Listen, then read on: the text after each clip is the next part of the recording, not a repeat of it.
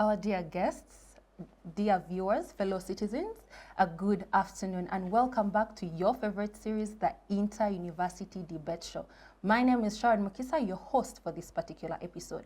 And today's topic centers around the significance of EC's disqualification of candidates and the rate of handling election complaints. So with me today, I have a panel of guests from Uganda Christian University, and in no particular order, allow me to introduce them. First, from the corner is Elian John Luwaga, who is the national champion of the ICRC Moot competition. We are very happy to have you here. Thank you so much for having invited me to be part of this show. Okay, next we have Nalunkuma Shalin, who's also from Uganda Christian University, of course, the Deputy Attorney General of the Guild Government. We are happy to have you here. Thank you, Madam Moderator. I'm happy to be here. Okay, and next we have Etanu Jesse. We are very happy to have you on the show today. Thank you so much, Sharon. I'm excited to be part of this conversation. We can't wait to hear your views. Okay, next, certainly not least, is Nasuna Dennis Phoebe, who is also on the Guild Government. So we are very happy to have you here today. It's a pleasure being here.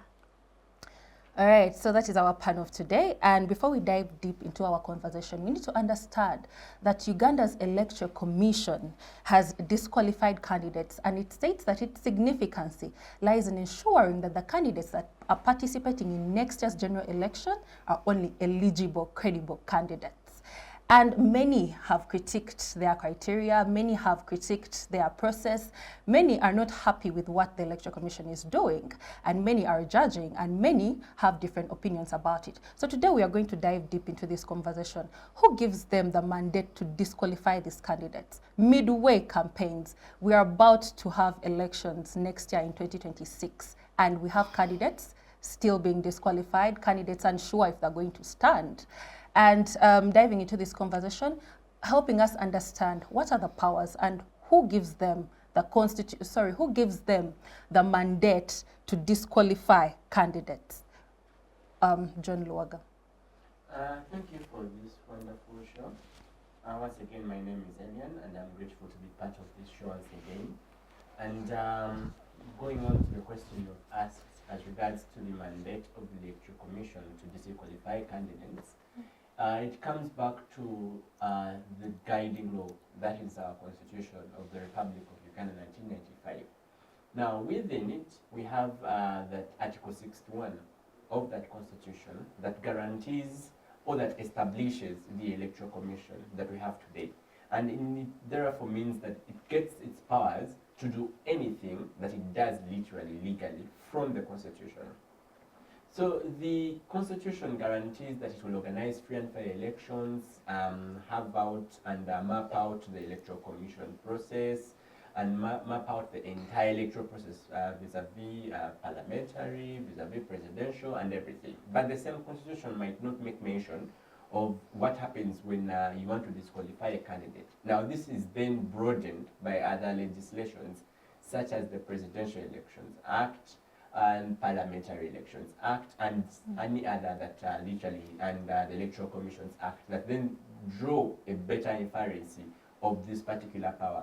Now, the candidates that are supposed to be literally standing are thought of, for example, to have the necessary qualifications, such as they are voters of the country, they're 18 and above, they're of sound mind, they have every qualification. So when the Electoral Commission comes out and it says that it's going to literally disqualify a candidate, it has to do so. For example, if it's the Presidential Elections Act, it will literally mean that the candidate, first of all, is not a citizen of this country. In all, better be, even if it's a member of parliament. If it's quantified that the person in question is not a member of parliament, is not a citizen of this country, that candidate will be disqualified. The second ground is when, for example, there is proof of forgery, that it resonates with the documentation that literally brought you on board. For example, it can be academic qualifications, that the academic qualifications relied on are literally forged. Then thirdly would be the documents relied on for voting, as for you to be nominated. If those documents are also seen to be forged, for example, you forged the signatures of the people who nominated you, it's also a ground for disqualifying you. And that is also provided for example, for presidential candidates, is provided for under Article 102 of the Constitution. Someone must be a citizen of this country. So if you don't meet the criteria for being a citizen and the qualifications put in the Constitution for you to be of sound mind and everything, you'll be disqualified by the Electoral Commission, even when you have been fronted by the rest of the citizens. Parliamentary candidates, you must be 18 and above. So if you're not of 18 years, you will surely not qualify. Or if you're not a registered voter under Article 80 of this Constitution. Therefore, if you don't meet that threshold, even when you now, for example, bring yourself and you show qualities in your face that, oh my God, I'm so handsome and beautiful, I will stand, the qualification might not match. The qualification is you are a registered voter, that's one. Two, you're a citizen of this country. So Article 8 will disqualify you from there. So the Electoral Commission has that mandate to disqualify you. However, these powers are limited somehow. They are not absolute in a way that literally they're ended in themselves. No. Someone can literally be subjected to what we call a fair hearing. You come and present your case. Why in the first place we think that your signatures are forged? Or why in the first place we think you're not a citizen of this country? So that now you also bring the proof, necessary proof, evidential burden maybe might lie on you, to prove that I'm a citizen of this country, whereas you allege I'm not a citizen, I have a national ID, I was born in this country, this is my place of birth, this is everything I've been doing in this particular place. So for purposes of members of parliament, I've been living in this area, I'm a voter registered in this area, and I'm literally a resident in this particular area, and I'm supposed to stand for this particular region. So you're supposed to be brought to that strict proof for you to prove your points of law and fact as regards the contention by the Electoral Commission. Now the question therefore is, have those particular procedures been undertaken by the current Electoral Commission while arriving at decisions to disqualify these particular candidates? The answer in my understanding lies in the negative, that it has not done that particular understanding.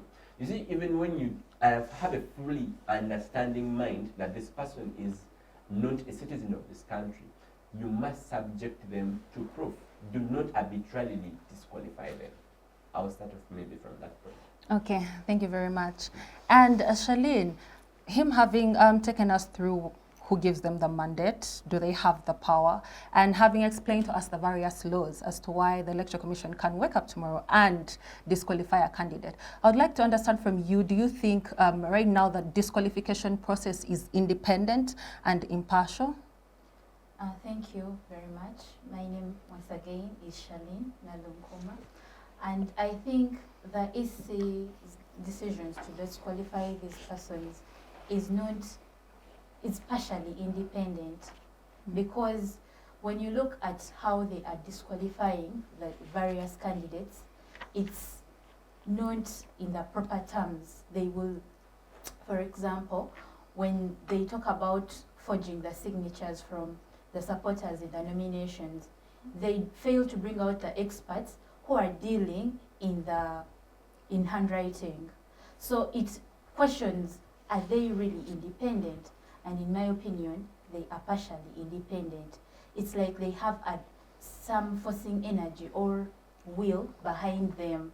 And when they are brought out to speak about these issues, they go around beating around the bush. They do not bring out the point as to why. If we look at the candidate of Isingoma North, who was disqualified because of his academic documents, when he went into the petition from the Electoral Commission Tribunal, he found a letter of the UNEB letter disqualifying his academic documents. He didn't have the chance for himself to go and talk to UNEB or get his things from UNEB. Already it was already a decided something by the Electoral Commission. So it's like someone is driving the Electoral Commission to reach at these ends of their decision. So in this particular instance, I think the EC is partially independent. Yes. Okay, thank you very much. And coming to Jesse, do these disqualifications impact political competition? Because we see in various regions, we see that some candidates are standing unopposed. as their opponents, former opponents, have been disqualified. So now you find that there is one candidate, and so there is no competition at all. So how is that impacting political competitiveness? Thank you so much, Sharon. So I think that's one of the major things that we need to talk about in this discussion, competition, because one of the most important aspects of any democracy is to be able to give everyone an opportunity to participate in civics and civic affairs, for example, standing in elections, and as well giving the voters that choice, that ability to choose the candidate that they need, or the candidate that they feel that they resonate with. So the role of the Electoral Commission in that context is to be able to make sure that each and every candidate that can be able to stand and participate in the candidature for these different positions should be able to do that. Yeah, and the Electoral Commission should be seen to do that. And in the event that we don't see that taking place, it undermines our trust in the democracy we have in the country, and it undermines the principles of democracy in general. Because at the end of the day, if we have no competition, then there is no clear accountability for the leaders that come into power. Yeah, so then the mandate is only from the voters that choose that one candidate. You get the point? It's not a general mandate from the whole electorate of that particular region as a whole. So I believe it's very negative in the sense of stifling competition and giving voters that full choice of a various range of candidates from which to see which one can best work for them. Yeah. Okay, thank you very much. Just a follow-up question. Yes. Do you think that the processes that are being used to disqualify are reasonable processes? Because the Electoral Commission comes out and issues a statement, and it mentions the member or the candidate that is being disqualified, and also gives a reason as to why. So don't you think they have done their due diligence, they have followed a certain criteria for them to come out to the public and say this person cannot stand? So if you look at Article 62, he mentioned the Constitution.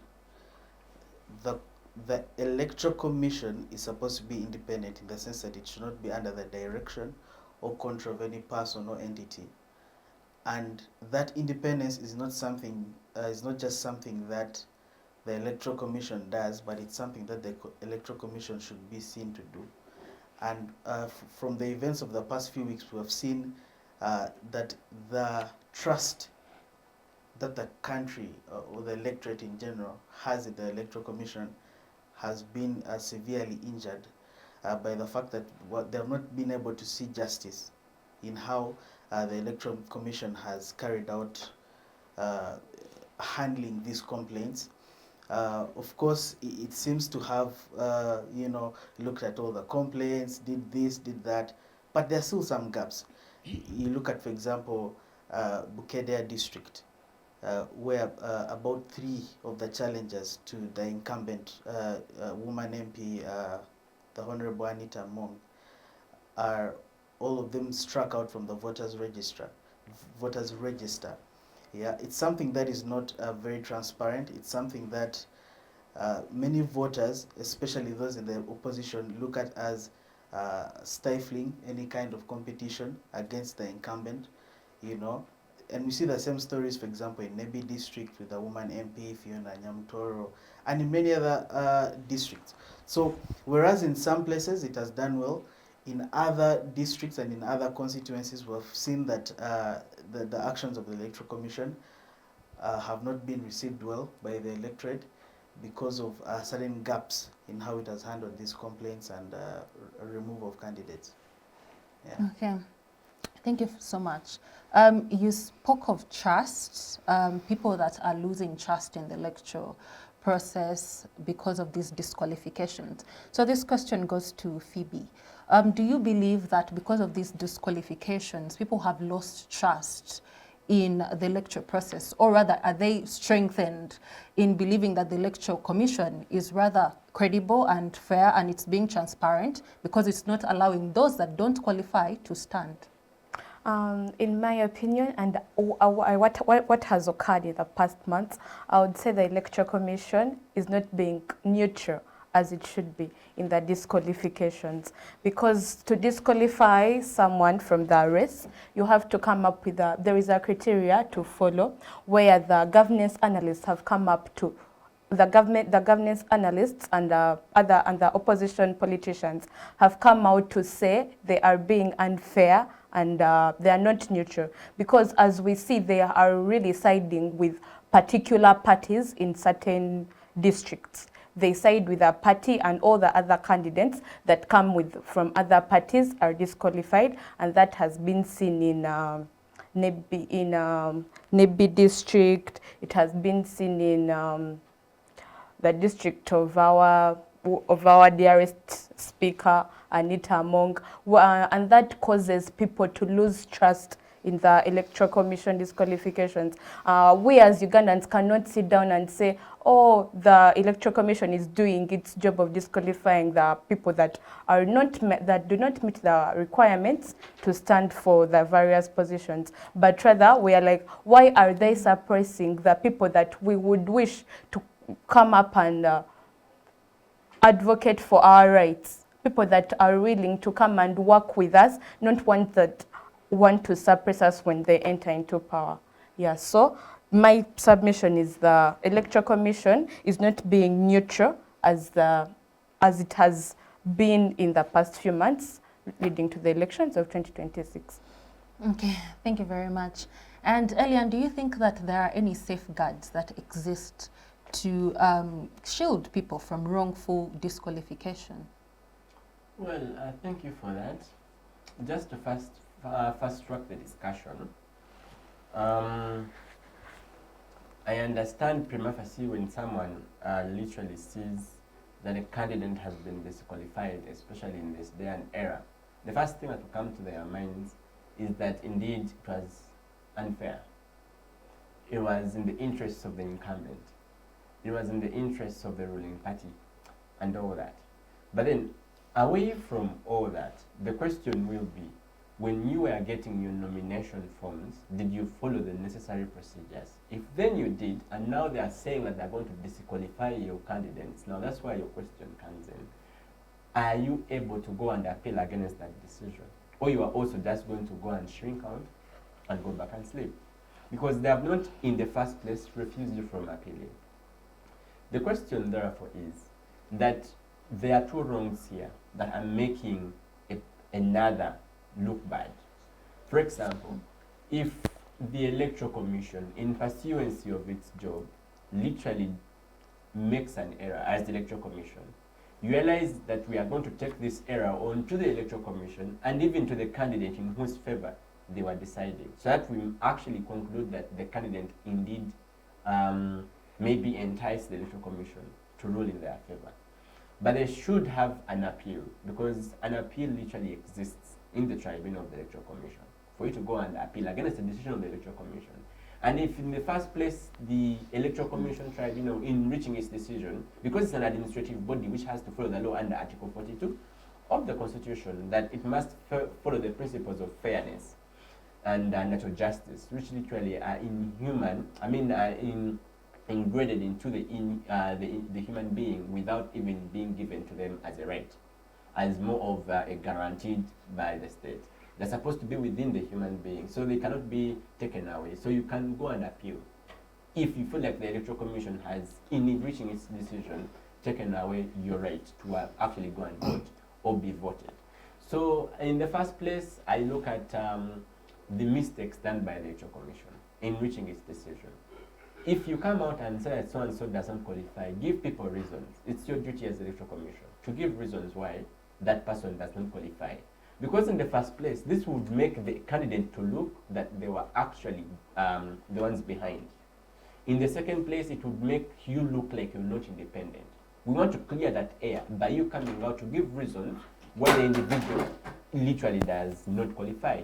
If the reason you're giving is, for example, their nomination forms, where it becomes perturbing is the situation where, for example, I am standing for a particular position, and they allege that I literally bribed some particular voters to come and give me their nomination signatures.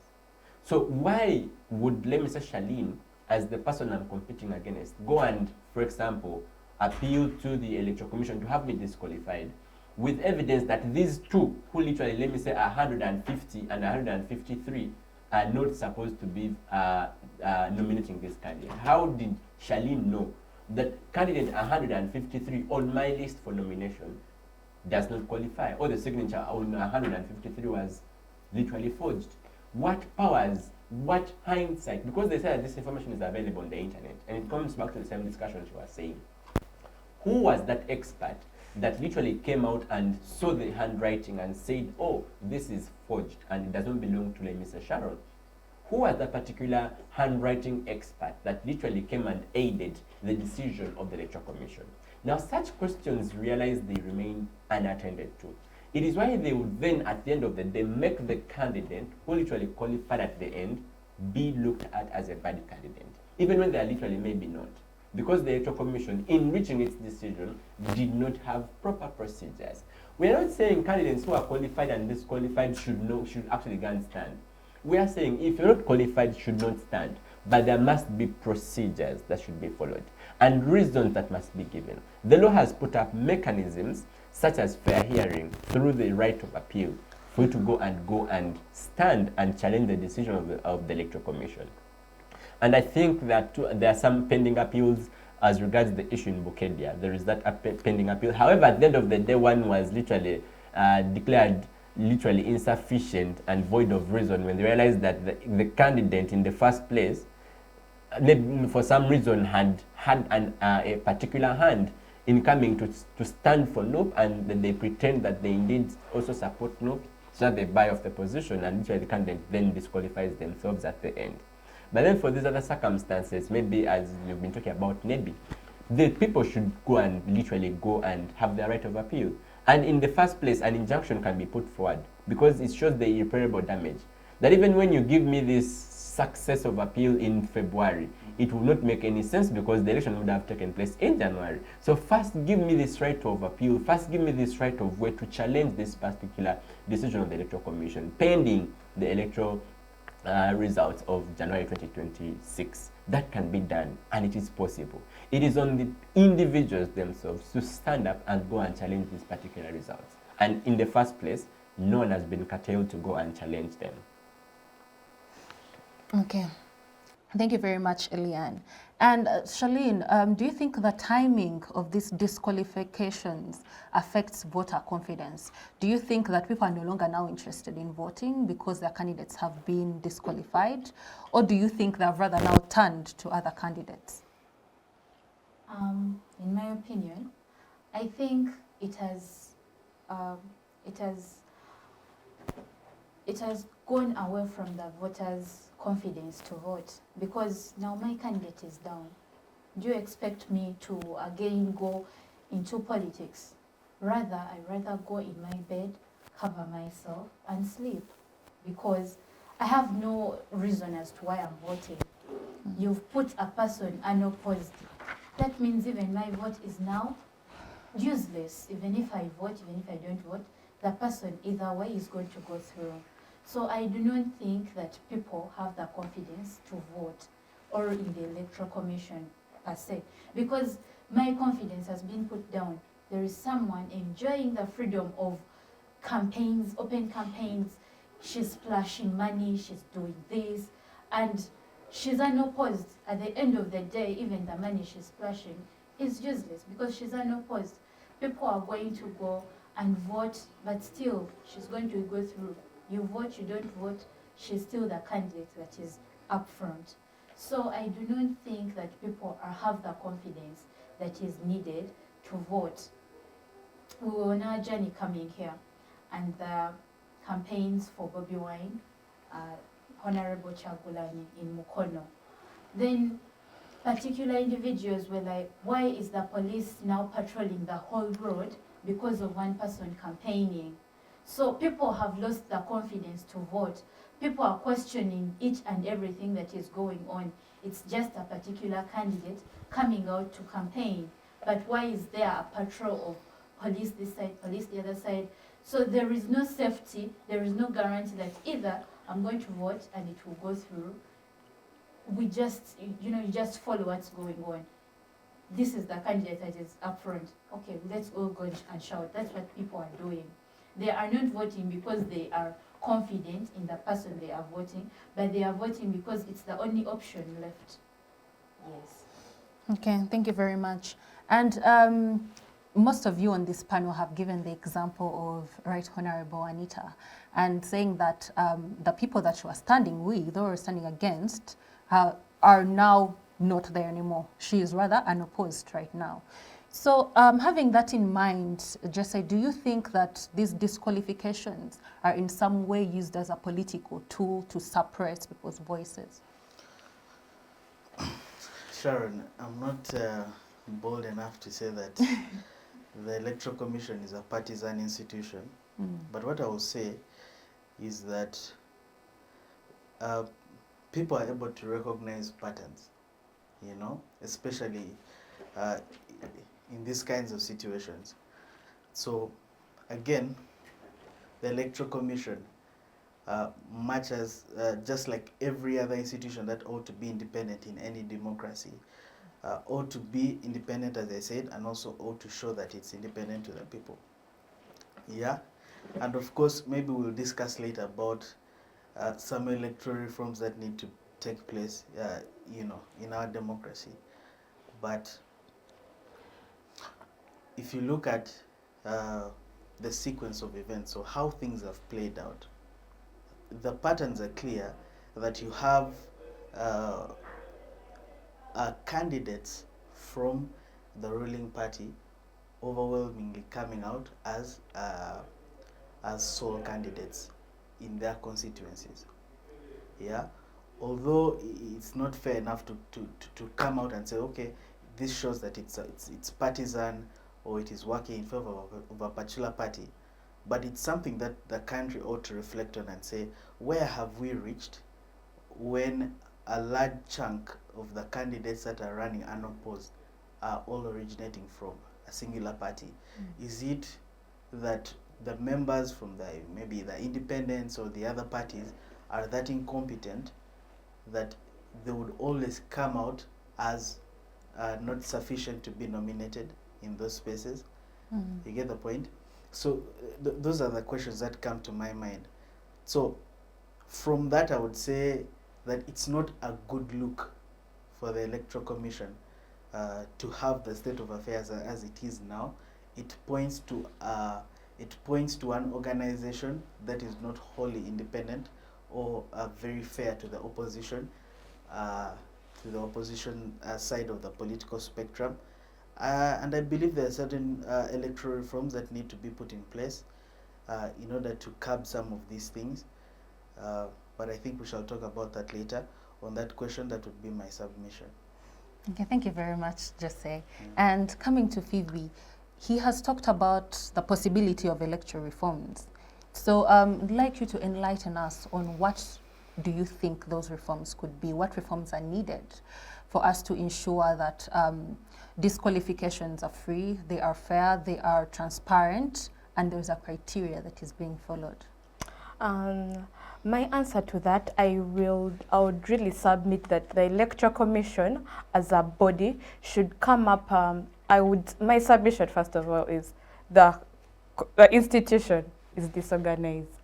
It's not organized as per se, and they've showed us that, because up to now we still have people with queries about their nominations, which shouldn't be happening. Right now, everyone should have their voters, everyone should be ready out there showing people their manifesto, what they're going to do for them. But people are still running around in the EC, the query this, query this, query this. Queries are not yet complete. Yet elections are coming. We are a month away to elections, and we still have problems happening around the people. So I feel like they should put up a body to handle the queries that come up during nominations, because we have queries in nominations. They have to verify signatures. We have to purchase the items we're going to use during the voting. So I feel like we should have different bodies to deal with the different queries that come up, so that we are not time barred by anything. Yes, that is one of the reforms I would suggest we have. Okay, thank you Can very I much. add on to Yes, that? please. So, when it comes to electoral reforms, one of the major things that we see in other jurisdictions that are similar to ours is that you have an electoral commission that does not come directly from the command of the president. So we have an electoral commission that is largely appointed through the approval or the consultation with the president. But we have other jurisdictions that have electoral commissions that come or that are appointed by committees of parliament, that are appointed by independent bodies of government. Yeah. So if we can have an electoral commission that comes in such a way, then we can have an institution that does not, even through perception, owe an allegiance to anyone in the political space. So if you go and talk to the average Ugandan, they'll tell you that the president controls the whole system. That's how they understand it. You get the point? But even if you tell them that, okay, the constitution says this, the electoral commission is independent, but that is the perception that the average Ugandan has. So if we can find a way to build a system that is so independent of the influence of the president, both in perception and in reality, I feel that's a good step towards a better electoral system in Uganda. Then the other thing, adding on to what both Elian and Charlene said, on the aspect of remedies for people that have been disqualified, we need to have, maybe I would call them judicial electoral reforms, in the sense that in this season where you have a compressed electoral roadmap, there should be quick judicial solutions for candidates that especially are disqualified or they have faced some kind of injustice in this whole process dealing with the electoral commission and having nominations, etc., and approvals from the government.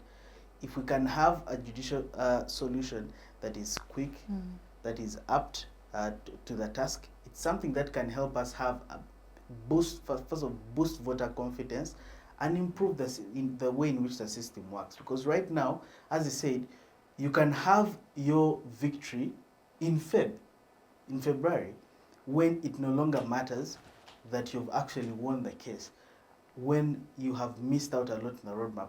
Even though you get your decision maybe, let's say, in December or early January, you've missed a huge chunk of time that you'd have used to relay your manifesto to the people. You get the point? So I feel like there need to be judicial electoral reforms in that regard. Okay, thank you. You speak about independence of the Electoral Commission. Yeah. Could you link that to the disqualifications? Do you think the two in any way have a link? Disqualification of candidates?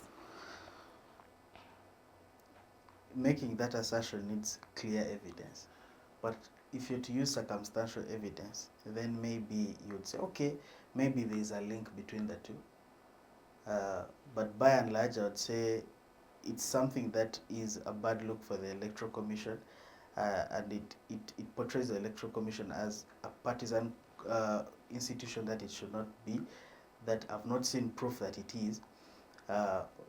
But I believe the Electoral Commission should improve its communication with the electorate, because probably it's because of poor communication with the electorate. That is why many of them will perceive those disqualifications as it working in favor of a particular individual or a particular party, yet in the actual sense it's doing its mandate under the supporting law. So if it can improve its communication with the candidates, with the electorate, probably it can be able to boost voter confidence in its systems. Okay, thank you very much. And that has been our very first half. We now understand where the Electoral Commission gets the mandate to disqualify candidates. We also understand that some of the voters have lost confidence in the elections because of these processes, because they are questioning the criteria, they are questioning the process and the requirements, and how the Electoral Commission gets to these decisions. So coming back after the break will be much more. Digital rights are those human rights and legal rights that allow individuals to access, use, create and publish digital media or to access and use computers, other electronic devices and telecommunication networks. Digital rights include a right to freedom of expression, information and communication through technology, a right to privacy and data protection, a right to credit for personal works, a right to universal and equal digital access, a right to identity, a right to anonymity, a right to be forgotten, and a right for protection of minors, among others. The state's digital rights are frequently violated through various unfair actions, for example, blockage of websites and social networks, theft of credentials, unauthorized use of people's data for personal gain, privacy intrusion, online censorship, arrests and intimidation of online users, internet blockages, and the proliferation of laws and regulations that undermine the potential of technology to drive social, economic, and political development worldwide. It is hence every citizen's responsibility to respect rights of other digital users and to speak out or report to the responsible parties when one's rights are violated.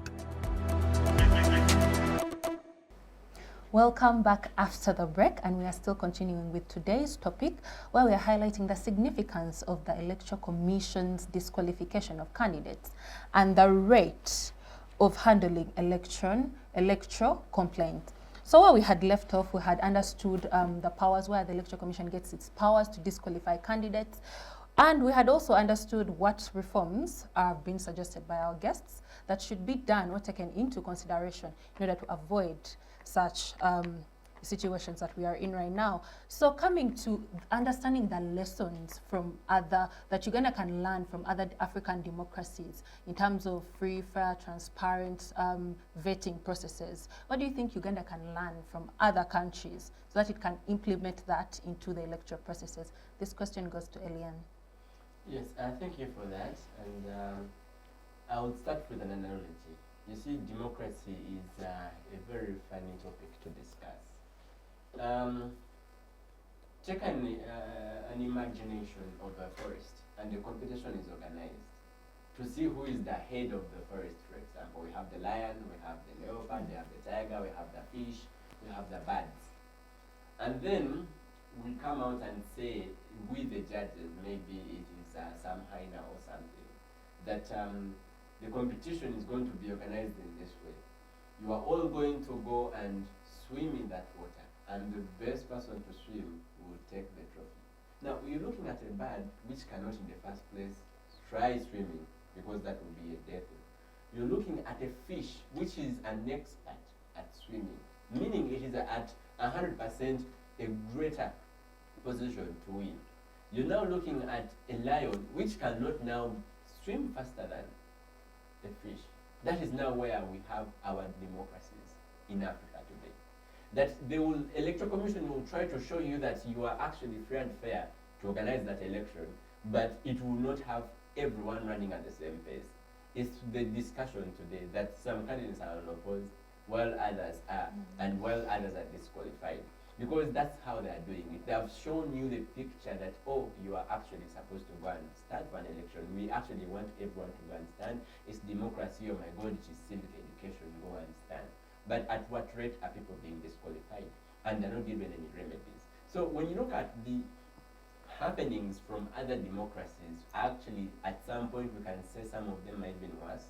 When you look at the happenings in our neighbor in the south, Samia Suhu, I do not know whether she can even literally, maybe for some reason, look out for who is even this person, but for some reason, the democracy in Tanzania is actually also worse.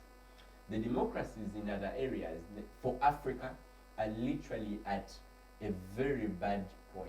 I can say that at some point we do believe that we have the power to vote, but at some point they make us believe that the power to choose is not entrusted within us.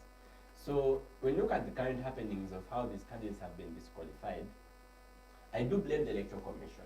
I might not blame the candidates, but because even when a particular person comes out and says that I was bribed to the electoral, let me say the candidate bribed the Electoral Commission to literally disqualify a particular candidate, it's the mandate of the Electoral Commission to stick to its values, to refuse any particular intimidation and coercion from any other party. Because of the principle of independence of the Electoral Commission, you don't need to fear anyone, and so you have the mandate under the law to go and literally step on your foot and say, I'm not going to disqualify this candidate because they're literally in the first place qualified. So if you take on that particular cake and eat it, that they have now given you this amount of money, that's where we come to what we call human folly. The problems we face as individuals, the corruption, the bribery, and the nepotism that will keep coming up, governments over governments. So one thing we need to pick up is the inherent nature of and the meaning of democracy in, like, from other contexts, be it USA, be it everywhere. We know those things happen where they intimidate candidates, but we should go back to the drawing board and understand the meaning and the value of an election. It is to choose the particular leaders. So they have reduced this particular competition to merely voting. It's supposed to be for choice. It's supposed to be for choosing a leader. So now today, even when you go and vote, you might find you do not choose. And that's where we want to go back. We want to go back to the problems we actually discarded, the problems we actually wanted to avoid that happened in our past regimes, be it in 1962 as we were coming to power, be it 1966 when we had the Kabaka crisis and the other things that happened afterwards. That lack of democracy that happened and I was exposed. We need to go back to ourselves and know our interests and know why in the first place we are fighting for this country. To have that democracy, we have that electoral reform that is going to favor each and every individual. This might not be for the benefit of Alien as an individual, it's for the benefit of everyone. Because we need to live in a democratic society where you stand in that sunshine and your vote in the end counts. Where you actually go and say that you're going to stand and you're still, given the opportunity to stand. Unlike when you're given letters of dismissal from nomination that you're not going to stand without clear reasons or sufficient reasons. I'm not saying, and I still reiterate the same point, I'm not saying that the candidates who are disqualified indeed were literally supposed to stand. I'm merely saying and suggesting that there should be mechanisms, there should be reasons why that person was disqualified. There must be sufficient causes, and when those sufficient causes are not seen, it questions the independency of the Electoral Commission. So it just needs us to go back to the drawing board as Ugandans and as the voters to know why in the first place we are doing this. Because we have two blames which we might have to see. The first blame and the first wrong is on the independence of the Electoral Commission and the fact that indeed it's not going to act independent in particular circumstances. And now the second wrong is now going to go back to the voters. Some of the voters are also going to be bribed, and they will accept the bribe to go and vote a particular government, to go and vote a particular candidate, when they know that that person is not in the first place sufficient. We have also not given our votes, that one vote that I hold, we are not giving it the necessary weight that it demands. Now that's where it comes to both of us going back to the drawing board. However, the current happenings are so disheartening, and I do believe the Electoral Commission has to do better to listen to most of the pending issues so that they do not make the candidates who literally came out to look like they are the ones who are the ones engineering this particular process. Okay, thank you, Elian. You mentioned that our neighbors, some of them are much worse in terms of democracy. So is that you saying that there are no lessons that we can draw from them? Well, the lesson we can pick from them is that just like a crawling baby, they will become an adult. So just like how those governments were, you might find at the time we did not see what is happening today. At that time, they were also having such internal problems of disqualification of candidates, which we did not see. But now they are now into particular wars, civil wars or internal strifes that are leading to the death of civilians at big levels.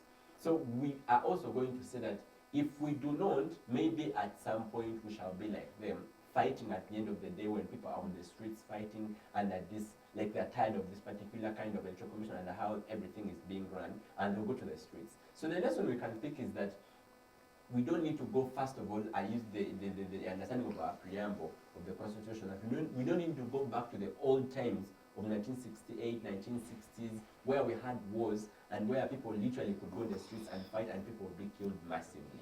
We need to go now back and understand that what we are doing literally is a recipe for disaster, which might not be seen today, but might catch up with us, and let me say 5-10 years to come, and we are also at the same position like maybe our neighbors, where it's beyond, and literally the person now comes out literally as a permanent or temporary dictator, and we have nothing to do or contra about it. That is my take. Thank you very much. Charlene, do you think that the system of the EC in handling petitions or electoral complaints, do you think that it is efficient enough? First and foremost, the EC coming up with a tribunal, I don't think, in my understanding, I don't think they should be the ones handling such matters. Therefore, I don't see that they are sufficient enough. Why? Because they are the same people that are disqualifying these persons, and they are the same people handling the petitions. Therefore, I see, even when they are hearing these petitions, they will not come up to standard, because already they disqualified you in the first place. Why are they coming back to listen to your petition? Meaning already they are biased. Whatever I'm going to say, whatever I'm going to bring out will be biased. Therefore, their sufficiency in handling complaints becomes ineffective.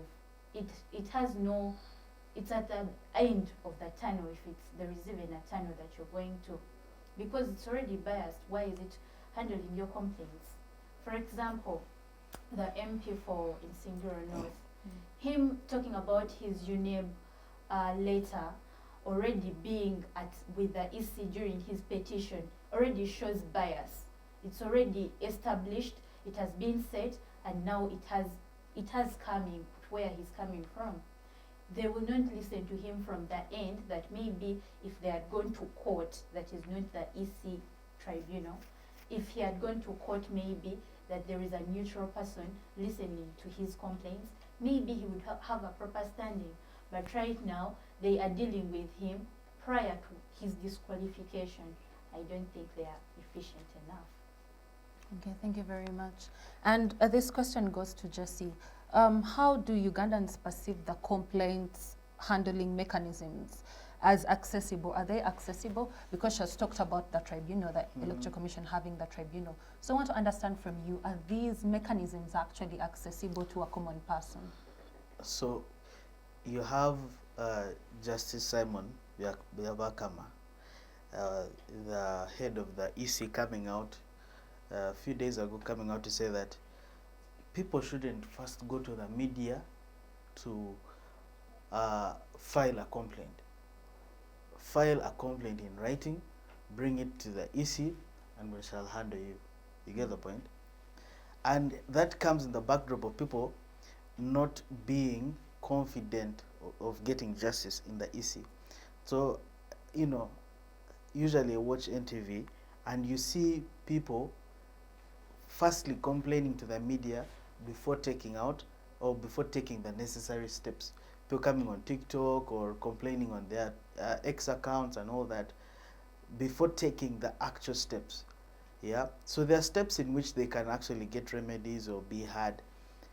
But the truth is that they do not feel confident in those steps, starting from the presidential candidates that were not nominated, the presidential, those who had vied for the seat of the president, the young people, the Mr. Katumba, I forget the rest, but all of them portrayed that sense of lack or distrust in the system.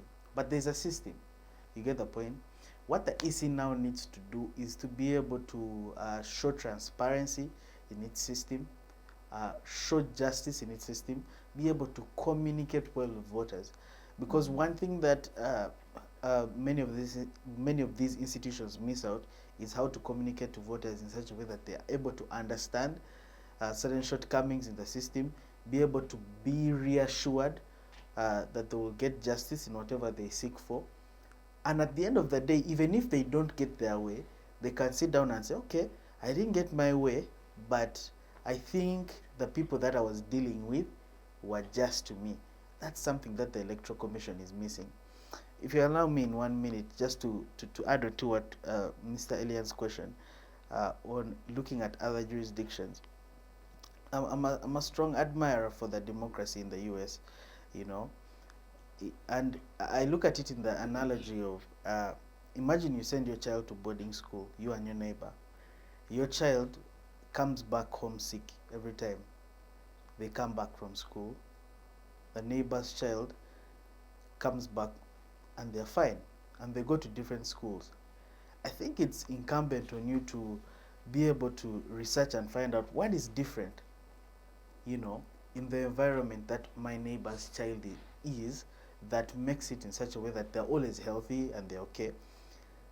So if you look at Uganda's democracy, from the year 2000, every election that has been carried out has had an election petition. I'm talking about presidential election petition. And of course, for the MP seats, of course, there are multiple petitions. But like, look at the presidential elections, they always have an election petition. That shows you that there's something fundamentally broken in the system, that every time there's an election, there has to be someone to contest the election. But I juxtapose that with the system in the USA, that you have, from their independence up until 2021, every president that would lose an election would call their colleague and congratulate them that night. You know, congratulations on winning, you know, the seat of the presidency. That's a sign of a healthy democracy. Something that we are missing in Uganda. There is no way that, for example, Honorable Chagulanyi can call Museveni and say, oh, congratulations on winning the presidency. There always has to be that kind of backlash, going to court, fighting it out until the end of the day, Supreme Court says, you know, Mzee is the winner. So I look at, for example, they have the Federal Electoral Commission that has members of both parties, Republican Party, Democrat Party. They work together. They get their best people to work there. That's something that we could look forward to, instead of having a system, as I said, where the sitting president is putting in place everyone in the commission, or the top people in the commission. That's something that we can look at in terms of reform, or juxtaposing with another democracy. So it's something that's working for them, and it could work for us if we choose to put in place some more electoral reforms. Okay, thank you very much. Those are quite some interesting electoral reforms. And moving on to Phoebe, you had talked about the fact that we need an independent body away from the Electoral Commission to handle certain disputes. So I'd like you to enlighten us on how would that work? What is it supposed to handle? And how would that body look like? And what powers would it have? Oh, okay. So for us to have, to bring back trust of Ugandans to the Electoral Commission, we must have a body that is not biased about our candidates. As Charlene stated, where I bring in my forms, then you told me my signatures were forged, I did not meet the requirements needed, and you're telling me I'm supposed to come back to the same body and convince you that whatever I brought before you is true. That's really disturbing. That's why I feel like the body should handle issues of disqualified candidates, people that feel like are cheated, throughout this period, so that by the time we are going in for elections, we don't have issues of people, I still have a query here, I still have a query here. Because right now we have open campaigns, and disqualified candidates per se are not supposed to take in part in the open campaigns. There's no way they're going to come and start convincing their candidate, their voters, I'm going to do this, I'm going to do this, because there is no way they're going to appear on the ballot paper. So these bodies should come independent of the EC, so that, because right now Ugandans, don't have trust in the Electoral Commission. So the body should be independent of EC, come out and be impartial, listen to the queries that are laid before it and give us their honest review. When Honorable Chagulani was disqualified about his signatures, he first came to that. I believe Justice Byabakama came out to say, why are they first running to social media? Why don't they first write a complaint? He must have been among the people they were addressing. But that's because they feel like them going to EC is not going to bring them justice, because the power is in us, the voters. Them coming to the voters and telling them this and this and this is happening. We are going to fight for our candidates. So Honorable Chagulaji took it as a step further from the EC to come out to the candidates first, so that everything is set. Like, my voters are going to fight for me. And right now he's back on the ballot paper because of the power that people hold in this democracy, as in the democracy we are experiencing as a country. Okay, thank you very much. And Eliane, I'd like you to enlighten us on the institutional gaps that you think hinder the Electoral Commission from resolving these conflicts or disputes. Thank you so much for that question. I would adopt and agree with the earlier submissions by the triplet, because on the question of institutional gaps, it goes back to the appointing authority. In the first place, the appointing authority is, let me say, the president of the country. The president of the country associates himself to a particular political party. It is no doubt and shame that the people who are opposed are literally coming still from the same political party. Now the question is, therefore is, if we are to suggest institutional frameworks that should be at least taken forward for us to resolve these particular things, we would need to first adopt a discussion by the three that we need to have the office of the president independent of the Electoral Commission. If we are to think democracy would ever make and ring any bells in this country, we need to separate that office of the Electoral Commission from the one of the president. Because as long as the two are still intertwined and intermarried, the results will literally be not any different. Maybe 2021, 2022, 2023, they will still be the same, but there will never be any contrasting results that literally will ever shock anyone. And the first recommendation is to separate the office of the Electoral Commission from that of the president. The second still would adopt from the discussion that we'll have to have the tribunals and the hearing apparatus that will literally listen to the legal complaints by the candidates to also be independent of the Electoral Commission. They will directly go to literally the high courts of the country. Let's go to the magistrates' courts. Let's go to other courts that literally will listen to us instead of going there for appeal, so that we literally have our cases resolved. And as still discussed by the second discussant here, that we need to have a quick method of resolving those disputes. So imagine at that particular time they first put forward some particular court for it to literally in the high court, particular time frame to listen to all complaints that are going to come. We understand the courts are busy, but this is a matter that needs impartiality. This is a matter that needs neutrality, because there is no way I'm going to slap you and then ask you why are you crying, but I think I can give you a hanky to clean yourself. So you do not even think the hanky I'll give you to clean will literally not give you more headache and more tears, because maybe I've put there more things to make you cry. So literally the understanding is we should separate those offices for them to be independent, and we should, that's why in the first place most of the issues by these individuals are not yet resolved up to date, and yet most of them have filed petitions to have their matters heard, but have been curtailed because they are still in the same premises of the Electoral Commission. And I feel that that then will make voters lose interest. The worst thing to do in a democratic society is to have voters lose interest in the whole process, because there will be no reason why they go there. That's my recommendation. Okay, thank you very much, Eliane. And that has been our panel for today, with their enlightening views and perspectives about the topic. I would allow them to give concluding remarks to the viewers. Starting with Charlene. Thank you very much, Sharon. So as I conclude, I think we are far better from this as a country. I think we can do better. I think we can go further than where we are. We can do a lot if we come together as a country. Right now we are very divided as a country, and I think if we come together, we put up better resolutions that are not biased, that are not one-sided, I think we can go further. Thank you very much. Okay, thank you very much. And Jesse?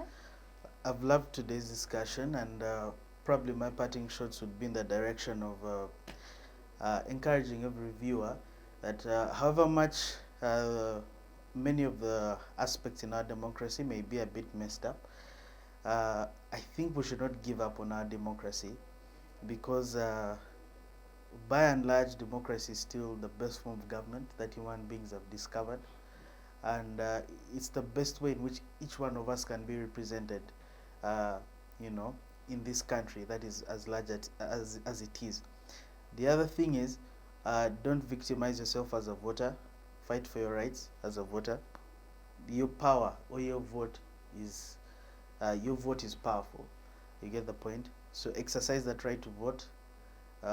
Speak about politics. There's nothing like I'm not a political person, because politics at the end of the day will affect you whether you want to talk about it or not. Engage in the national discourse on these matters, so that you can be or stay in the loop on what's happening in your country and be able to contribute to this national discussion. So thank you. Thank you very much, Jesse and Phoebe. As I conclude, this has been such an insightful discussion, and my remarks would go to, first of all, the Electoral Commission. The Electoral Commission needs to do better, a lot better, because people have already predictions of elections. Who's going to win here? Who's going to win here? It shouldn't be that way. Everyone is like, oh, just as Jesse has stated, I'm not going to vote.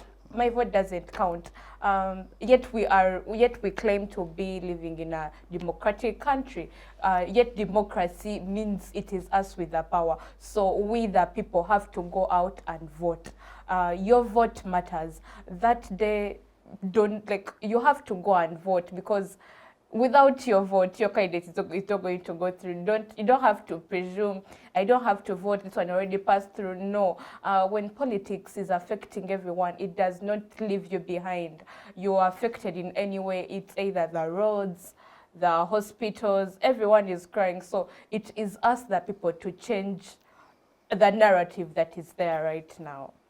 Yes. Thank you very much, Phoebe. And lastly, Elian, your concluding remarks.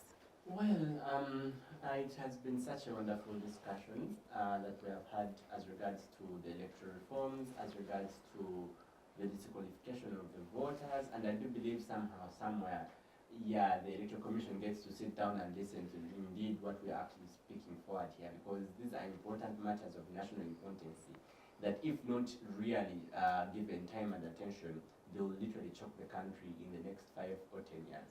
So my parting shots literally go to everyone out there.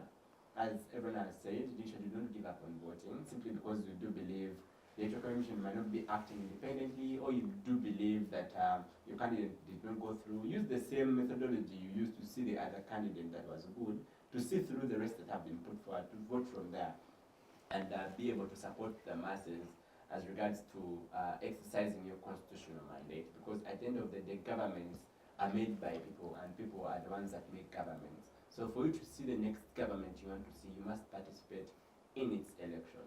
Thank you. Okay, thank you very much. And that has been our show. Thank you for watching. Thank you for always tuning in. And please comment in the comment section down below. Until next time, I have been your host, Sharon Mukisa.